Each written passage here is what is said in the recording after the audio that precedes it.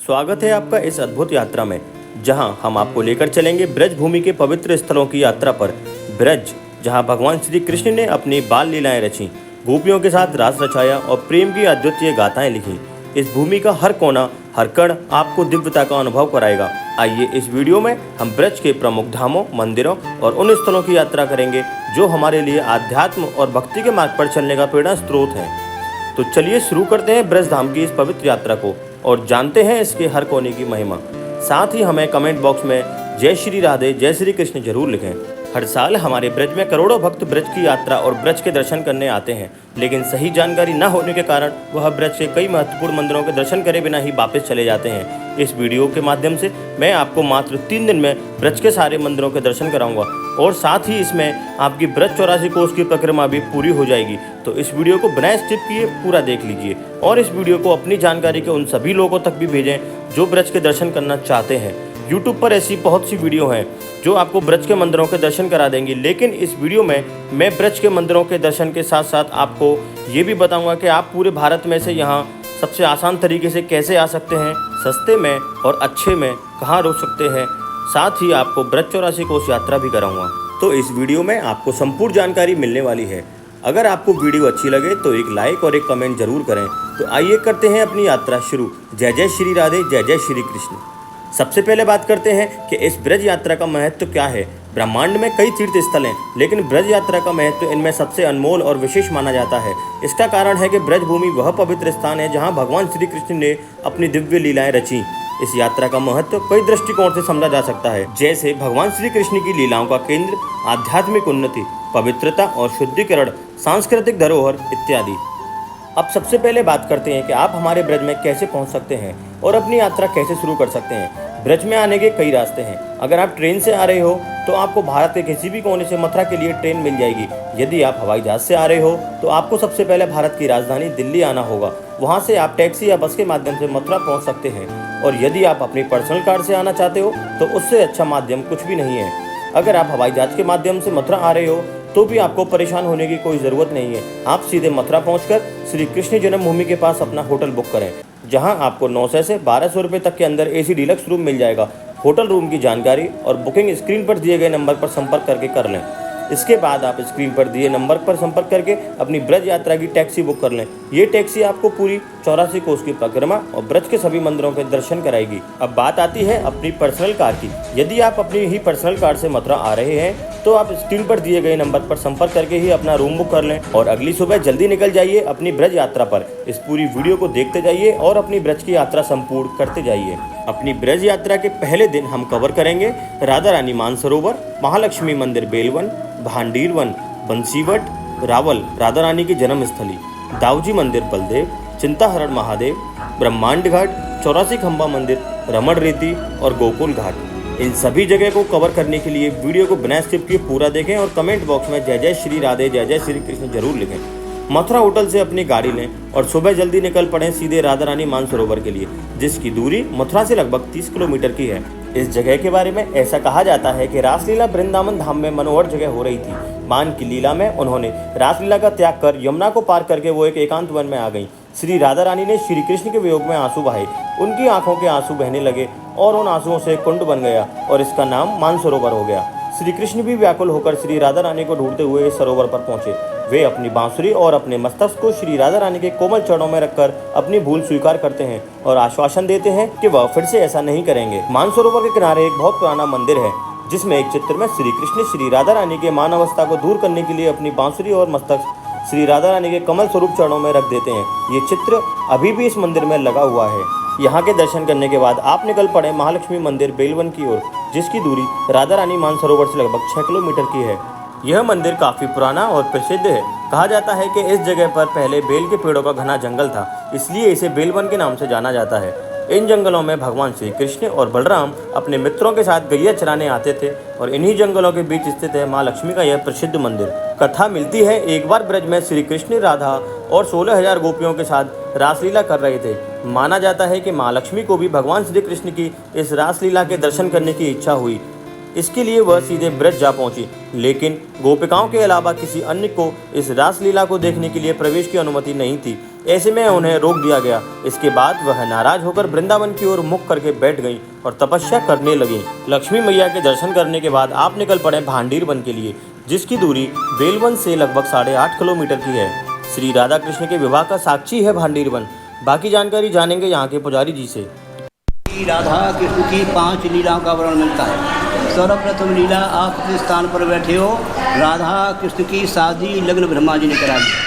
पूरे ब्रज में देखोगे तो कृष्ण के हाथ में बंसी मिलेगी, सामने देखो बंसी नहीं है। शादी का कन्या जी राधा रानी की चुटकी लेके मांग बने, जैसे शादी के समय पर बहू की मांग बढ़ता है। शादी के समय ब्रह्मा जी पंडित बने और नारद जी ने राधा रानी को कन्यादान दिया है। दूसरी कथा सामने देखो, घनघोर मुंजट बनता, मूंज का जंगल था, मूंजे घास होती है, तो कृष्ण वाहन गाय बछड़ों को मूंज में चरा रहे हैं, तो राक्षसों ने आग लगा दी।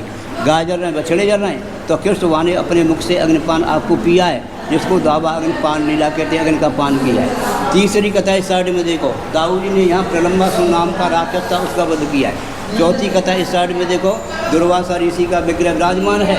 दुर्वासा ऋषि यहाँ तपस्या किया करते थे, तो कृष्ण की सखियाँ मथुरा से दुर्वासा ऋषि को भोजन कराने आई हैं। लास्ट 5वीं कथा, सामने चौक में कुआं है बैलकूप, इस कूप को कृष्णवा ने बंसी से खोदकर प्रकट किया है। कंस का चचेरा वाहिता बच्चा सो राक्षस जो बछड़े का रूप धारण करके यहाँ कृष्ण के गाय बछड़ों मिल गया था, तो कृष्णवा ने उसका वध किया है। तो कृष्णवान को जो गौ हत्या का दोष लगा है, तो कृष्णवा ने सारे तीर्थों का आह्वान किया है। ये यमुना नदी किनारा है, कृष्णवान ने बंसी मारी है, कुआं प्रकट हो जाता है, कृष्णवान उसमें विराजमान हो जाते हैं। सारे तीर्थ अपना रूप धारण करके सुंदर कलशों में जल लाकर कृष्ण को स्नान कराते हैं, तो उनका पाप दूर होता है। इसके बाद में कृष्णवान ब्रजवासी गोपी ग्वाल सखा को भंडारा देते हैं, भंडारे से भांडीर वन हो जाता है। इस समय आप देखोगे तो कुएं का जल कालेपन पर है, लेकिन सोमवार की मास पड़ती है, जिसको सोमवती अमावस्या कहते हैं। सोमवार को प्रातः 4 बजे से साय 6 बजे तक ऑटोमेटिक ज़मीन से दूध की धार निकलती है, और इस कूप का जल ऐसे हो जाता है जैसे दूध का रंग। इस कूप के 2 साइड में 2 हौद कुंड बने हुए हैं। इन कुंडों में इस कूप पर स्नान करने वाले संत महात्माओं का नहाने धोने का पानी एकत्रित होता है।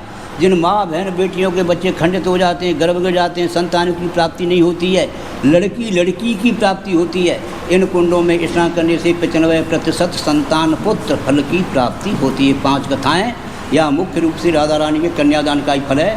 राधा रानी के कन्यादान में साड़ी सुहाग पेटिका अर्पित की जाती है, भक्तों को पता नहीं होता है। अगर कोई भक्त राधा रानी के कन्यादान फल प्राप्ति का इच्छुक है, तो साड़ी सहित सुहाग पेटिका की नौछावर 501 रुपया है। भक्त का नाम डायरी में लिखकर भक्त के नाम से राधा रानी का श्रृंगार किया जाता है। वो राधा रानी सरकार की जय। बहुत ही अद्भुत, बहुत अद्भुत। भांडीर वन में दर्शन करने के बाद आप निकल पड़े सीधे बंसीवट के लिए। बंसीवट की दूरी भांडीर वन से मात्र 1 किलोमीटर की है। भगवान श्री कृष्ण जब यहाँ गौचारण कराते, तब वे इसी वट वृक्ष के ऊपर चढ़कर अपनी बंसी से गायों का नाम पुकार कर उन्हें एकत्र करते और उन सबको एक साथ लेकर अपने गोष्ठ में लौटते। बंसीवट नामक वट वृक्ष से अगर कान लगाकर सुने तो ढोल मृदंग की आवाज़ और राधे राधे की आवाज़ आज भी सुनाई पड़ती है। बंसीवट के दर्शन करने के बाद आप निकल पड़े अपने अगले पड़ाव रावल गाँव की ओर, जिसे राधा रानी का जन्म स्थल भी कहा जाता है। इसकी दूरी बंसीवट से लगभग 27 किलोमीटर की है। मान्यता है कि रावल गांव में ही राधा रानी जी का जन्म हुआ था। मंदिर के पुजारी जी बताते हैं कि करीब 5000 साल पहले यहाँ यमुना जी बहती थी। शास्त्रों के अनुसार कृति जी यमुना में स्नान करते समय पुत्र की कामना करती थी। एक दिन पूजा करते समय यमुना से कमल का फूल प्रकट हुआ। उस फूल से रोशनी निकल रही थी और वह सोने की तरह चमक रहा था। जब कृति जी पास जाकर देखा तो कमल का फूल पूरी तरह खिल गया। इसमें एक नन्ही सी बच्ची थी जिसके नेत्र बंद थे। कहा जाता है वह बच्ची कोई और नहीं बल्कि राधा रानी थी। अब उस जगह पर मंदिर का गर्भगृह है। लाडली जी के दर्शन करने के बाद आप सीधे जा पहुंचे दाऊजी महाराज के दर्शन करने के लिए बलदेव, जिसकी दूरी रावल गांव से लगभग 18 किलोमीटर की है। अगर आपने ब्रज में आके दाऊजी महाराज के दर्शन नहीं किए तो आपकी ब्रज यात्रा पूरी नहीं मानी जाएगी। दाऊजी महाराज और रेवती मैया के दर्शन करने के बाद आप सीधे जा पहुंचे चिंताहरण महादेव मंदिर, जिसकी दूरी दाऊजी मंदिर से लगभग 11 किलोमीटर की है। ऐसा कहा जाता है कि ये वही मंदिर है जहां भगवान भोलेनाथ ने मां यशोदा की चिंता को दूर किया था। तभी से भगवान भोलेनाथ यहाँ पर विराजमान है और दूर दराज से आए लोगों की चिंता को हर लेते हैं। इन सारे मंदिरों के दर्शन करके आप 12 बजे लगभग फ्री हो जाएंगे।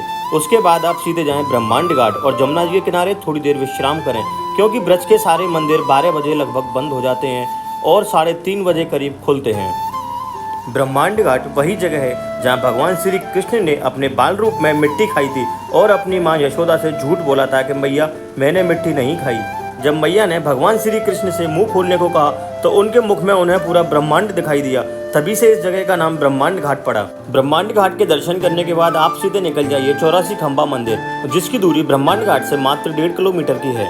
ऐसा कहा जाता है कि भगवान श्री कृष्ण ने इसी सुंदर भवन में बताया था अपना बचपन। वासुदेव और देवकी को कंस द्वारा बंदी बना लेने के उपरांत नंद बाबा और उनकी पत्नी माँ यशोदा के साथ भगवान श्री कृष्ण इसी घर में रहा करते थे। ऐसा भी कहा जाता है कि मंदिर में लगे खंभों को कोई गिन नहीं पाता। यदि कोई गिनने की कोशिश करता है तो या तो एक खंभा ज्यादा आएगा या फिर उनकी गिनती में एक खंभा कम आएगा। 84 खंभा मंदिर के दर्शन करने के बाद आप निकल पड़े सीधे रमण रेती के लिए, जिसकी दूरी 84 खंभा मंदिर से मात्र 2.5 किलोमीटर की है। रमण रेती मंदिर के सामने आपको गाड़ी खड़ी करने के लिए अच्छी खासी पार्किंग अवेलेबल हो जाएगी।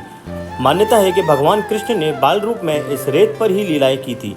लोग मानते हैं कि इस रेत से बीमारियां दूर हो जाती हैं और इस रेत को अपने साथ लेके भी जाते हैं। रमण रेती के दर्शन करने के बाद आप सीधे निकल जाएं गोकुल की ओर, जिसकी दूरी रमण रेती से मात्र 3 किलोमीटर की है। गोकुल के दर्शन करने के बाद अपने घर आके विश्राम करें। इस तरीके से अपने पहले दिन की यात्रा समाप्त होती है। पहले दिन में दर्शन किए गए सभी मंदिरों की डिटेल्ड वीडियो आप ऊपर आई बटन पर दिए हुए लिंक को ओपन करके भी देख सकते हैं, लेकिन इस वीडियो को खत्म हो जाने के बाद। पहले दिन किए गए दर्शन अगर आपको पसंद आए हो तो प्लीज वीडियो को एक लाइक करें और कमेंट बॉक्स में जय जय श्री राधे जय जय श्री कृष्ण जरूर लिखें। दूसरा दिन, इस दिन हमारी यात्रा दूरी के हिसाब से थोड़ी लंबी होने वाली है। इस दिन हम कवर करेंगे गोवर्धन, डीग, नंदगाम, बरसाना, केदारनाथ, बद्रीनाथ, गंगोत्री, यमुनोत्री आदि। सुबह होटल से लगभग 8 बजे आप निकल जाइए डीग। गोवर्धन के दर्शन आपको वापस आते वक्त करने होंगे। इस पूरी ब्रज यात्रा में आपकी 84 कोश यात्रा भी पूरी होगी, जिसका एक बहुत बड़ा पुण्य है कि जो 84 कोश यात्रा संपूर्ण कर लेता है उसे 84 लाख योनियों से भी छुटकारा मिल जाता है। इस यात्रा में पड़ने वाले 4 धाम के दर्शन से भी उतना ही लाभ प्राप्त होता है जितना कि उत्तराखंड वाले 4 धाम के दर्शन से लाभ प्राप्त होता है। तो ये यात्रा एक तरह की स्वर्ग की यात्रा मानी जाती है।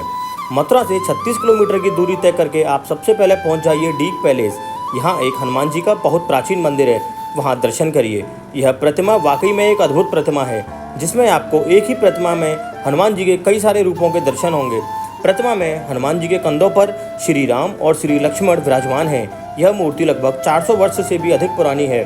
इस मंदिर को घूमने के बाद आप डीग के मशहूर महल को भी घूम सकते हैं।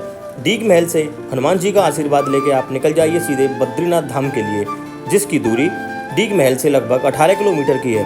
उत्तराखंड के 4 धाम की तरह ही राजस्थान के 4 धाम का भी खास महत्व माना गया है।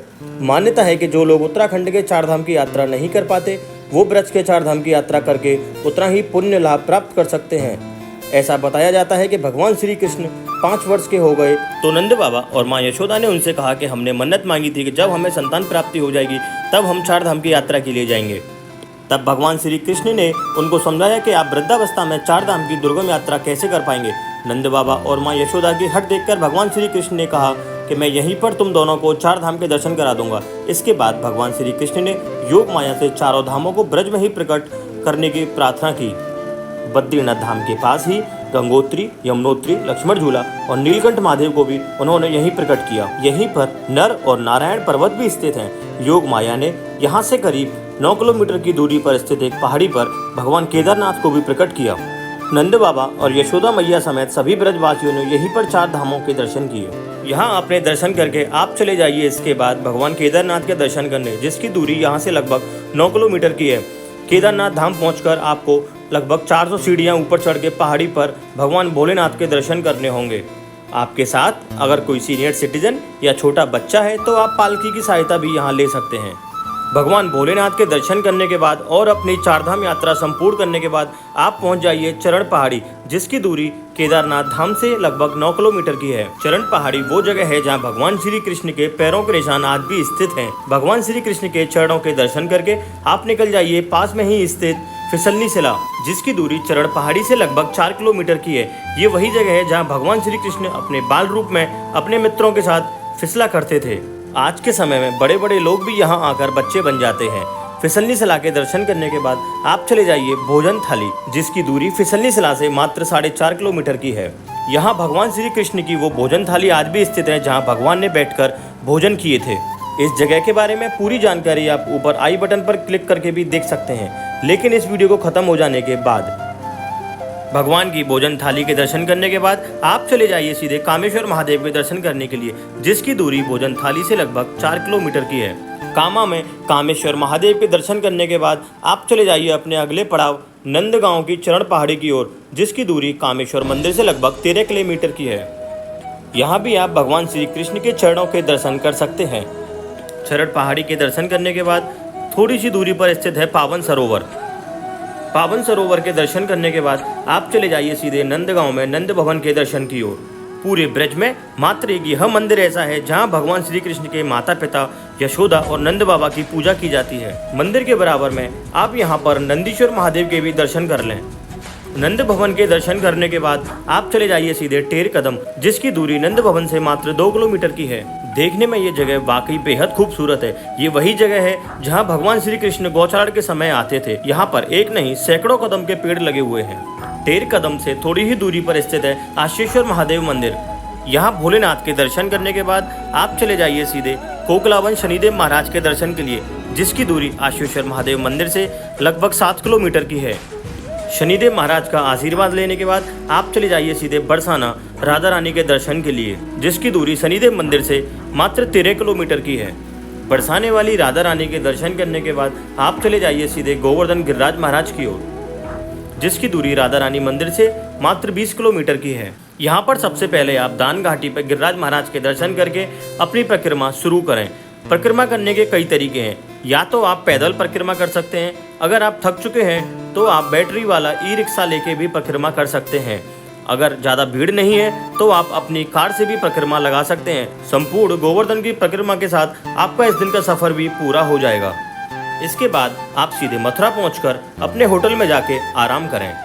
हमने इस वीडियो को ज़्यादा बड़ी नहीं किया, इसीलिए हमने इस वीडियो में सभी मंदिरों के बारे में बस थोड़ा थोड़ा ही बताया है। अगर आपको इन सभी मंदिरों की डिटेल वीडियो चाहिए तो नीचे डिस्क्रिप्शन में आपको लिंक मिल जाएगा, वहां जाके भी आप देख सकते हैं। या फिर इस वीडियो को खत्म होने के बाद मेरे YouTube channel A to Z दी ब्रज पर जाकर भी आप देख सकते हैं। तो दोस्तों, जैसे कि आपने देखा, हमने 2 दिन में काफ़ी सारे अपने मंदिर कवर कर लिए हैं, काफ़ी सारे मंदिरों के दर्शन कर लिए हैं।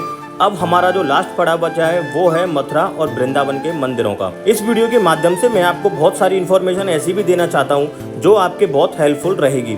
जैसे कि आप अपना होटल मथुरा में ही बुक करें कृष्ण जन्मभूमि के पास। अगर आप वृंदावन होटल बुक करेंगे तो वृंदावन से निकलने और वृंदावन में एंट्री करने में आपका बहुत टाइम बर्बाद हो जाएगा, क्योंकि वृंदावन में ट्रैफिक मथुरा से ज़्यादा रहता है।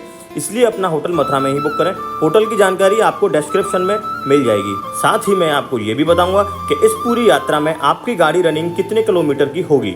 तो आइए करते हैं अपने तीसरे दिन की शुरुआत। बाकी दिन की तरह इस दिन भी आप सुबह होटल से जल्दी 8 बजे उठकर निकल जाइए सीधे वृंदावन के लिए। होटल से निकलकर और लगभग 1.5 किलोमीटर की दूरी तय करके आप पहुँच जाएंगे बिरला मंदिर। इस मंदिर को गीता मंदिर के नाम से भी जाना जाता है। इसमें चक्रधारी श्री कृष्ण की विशाल प्रतिमा प्रतिष्ठित है। देवालय के उत्तर में लाल पत्थर पर एक स्तंभ है जिस पर संपूर्ण गीता उत्कीर्ण की गई है। मंदिर की कला बहुत ही अलग और सुंदर है। ब्रज में एक यही मंदिर ऐसा है जिसमें एक पत्थर के स्तंभ पर पूरी गीता लिखी हुई है, इसीलिए इस मंदिर को गीता मंदिर भी कहा जाता है। गीता मंदिर के दर्शन करके आप चले जाइए वृंदावन की ओर। रास्ते में करीब 4 किलोमीटर की दूरी पर आएगा पागल बाबा मंदिर। इस मंदिर की एक बहुत ही अद्भुत कहानी है जो आपको मंदिर के अंदर जाकर पता चल जाएगी। यहाँ दर्शन करके आप चले जाइए सीधे जयपुर मंदिर के दर्शन करने के लिए, जिसकी दूरी पागल बाबा मंदिर से लगभग 2 किलोमीटर की है। यह मंदिर एकमात्र ऐसा मंदिर है जिसके निर्माण के लिए पत्थरों को राजस्थान से लाने के लिए राजा ने रेल लाइन ही डलवा दी थी। मथुरा से वृंदावन चलने वाली ट्रेन की रेलवे लाइन इसी मंदिर की देन है। इस मंदिर की अधिक जानकारी के लिए ऊपर दिए आई बटन पर क्लिक करके या नीचे डिस्क्रिप्शन में जाके इस मंदिर की सेपरेट वीडियो का लिंक मिल जाएगा, लेकिन उसे इस वीडियो को खत्म हो जाने के बाद देखें। जयपुर मंदिर के दर्शन करके आप पहुंच जाइए रंगजी मंदिर, जो जयपुर मंदिर से बस थोड़ी ही दूरी पर स्थित है। इस मंदिर का बैकुंठ दरवाजा साल में सिर्फ एक ही बार खुलता है। मान्यता है कि जिसने भी इस दरवाजे को पार कर लिया उसे मोक्ष मिल जाता है। इस मंदिर के बाहरी दीवार की लंबाई 773 फीट और चौड़ाई 440 फीट है। भगवान रंगनाथ के सामने 60 फीट ऊंचा और लगभग 20 फुट भूमि के भीतर धसा हुआ तांबे का एक ध्वज स्तंभ बनाया गया।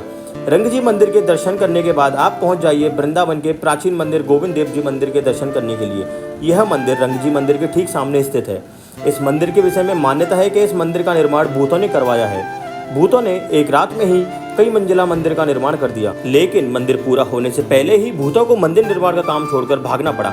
इस मंदिर के विषय में कहा जाता है कि इस मंदिर में स्थापित प्राचीन मूर्ति अब इस मंदिर में नहीं है। मंदिर के पुजारी मूर्ति की रक्षा के लिए इसे जयपुर लेके चले गए। आज वह प्राचीन मूर्ति जयपुर के गोविंद देव जी मंदिर में विराजमान है। इस मंदिर की फुल डिटेल वीडियो और ड्रोन वीडियो आप हमारे इसी चैनल पर देख सकते हैं, लेकिन इस वीडियो को खत्म हो जाने के बाद। यहाँ दर्शन करने के बाद आप चले जाइए सीधे बांके बिहारी मंदिर के लिए।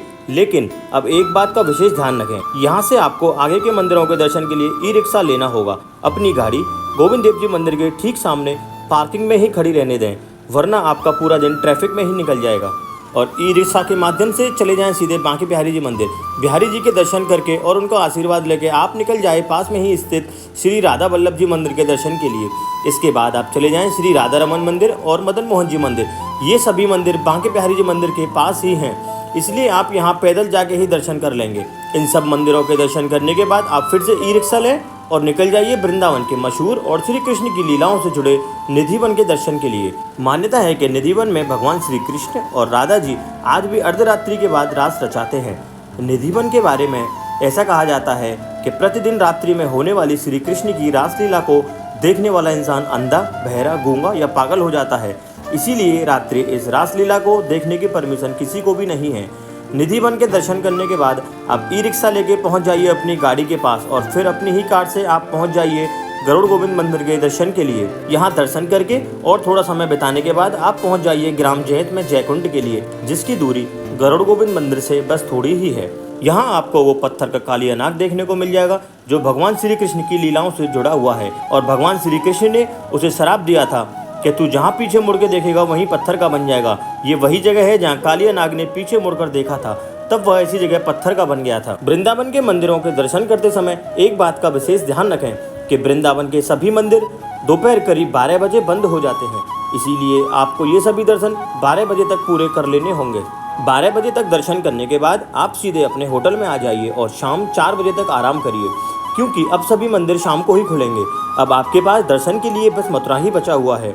शाम को 4 बजे उठकर आप अपने होटल के बाहर से ही गेट नंबर 3 से चले जाएं सीधे श्री कृष्ण जन्मभूमि और वहां दर्शन करिए। इस होटल से जन्मभूमि की दूरी आप पैदल तय कर सकते हैं। जन्मभूमि से वापस होटल की तरफ आएँ और रास्ते में केशव देव जी मंदिर के भी दर्शन कर लें, जो कि बिल्कुल जन्मभूमि मंदिर के ठीक पीछे है। केशव देव जी मंदिर के दर्शन करने के बाद आप बाहर रोड साइड आकर ई-रिक्शा बुक करें और निकल पड़े कंस किला के दर्शन करते हुए विश्राम घाट की ओर। विश्राम घाट पर दर्शन करके और मां यमुना का आशीर्वाद लेके आप निकल जाएं पास में ही स्थित द्वारकाधीश मंदिर के लिए।